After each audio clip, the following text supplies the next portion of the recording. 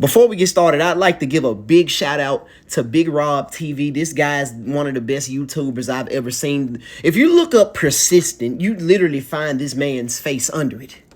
This guy is the king of elevating, because when I first came across this man, he had an all-white Hellcat, this one right here in particular, with quite a few mods. It sounds really, really good. And on top of that, it was nastier than the inside of the BBW's thighs. You know that little black part? That's the best part. You have to kiss that part.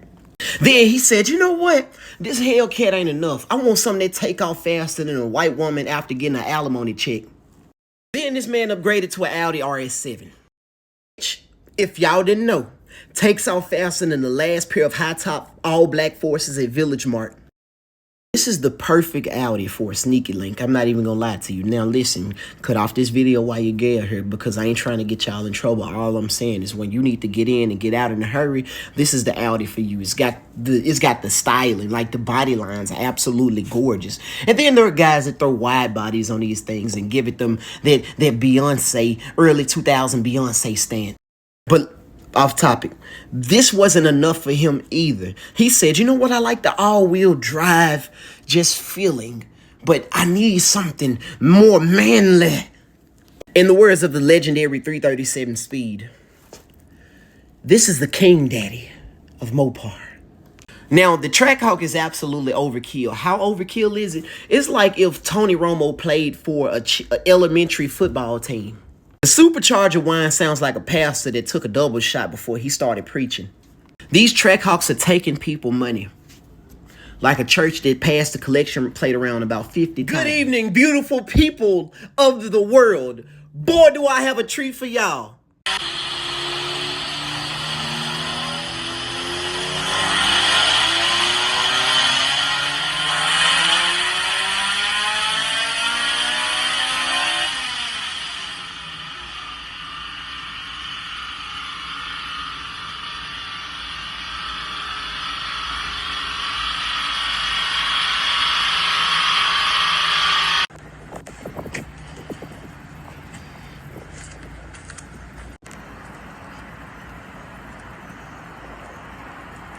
Now, under the hood is a K24 from a Honda Accord, along with 100 shot of nitrous from an NX nitrous kit. It also has a Skunk 2 intake manifold, along with 1000cc ID injectors. It also has a S2K cluster, Blackworks race headers, 3-inch exhaust. It also has a function form Type 2 suspension, along with an ASR subframe brace. It also has Hasport mounts, and as far as the wheels, these are RPF ones wrapped in Falcon Azenis. And that's not even the fun part. This thing makes 240 wheel horsepower, and on that 100 shot makes 330 wheel horsepower, meaning this thing takes off faster than a stepmom running in heels with a BBL and a sundress on a beach. But here's the kicker. It could be yours. This vehicle is a part of a giveaway. And the crazy part is you have so many chances to win big. First place is either going to be this car or $6,000. Second place, $500. Third place, $250. You know, fourth place, you get 20 entries to the next giveaway. Fifth place, you get 10 entries to the next giveaway.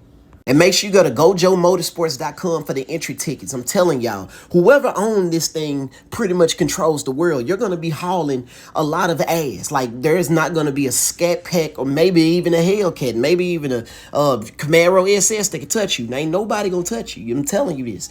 People seem to forget that Cadillac been the shit, like beyond the early 2000s. There was a point in time where Cadillac was competing with Rolls-Royce. This four-door monstrosity is 1,000 horsepower, 1,000 foot-pound of torque, 2003 Cadillac 16 concept.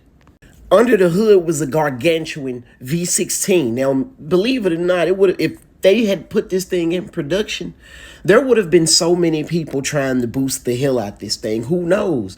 Hell, it probably could have made 12 to 1,500 horsepower with a little bit of boost. And the interior in 2003 was ahead of anything that Chrysler or Dodge or Chevrolet could have ever even come up with. You know, this may have been the precursor for all the CTSVs and CT6Vs and shit.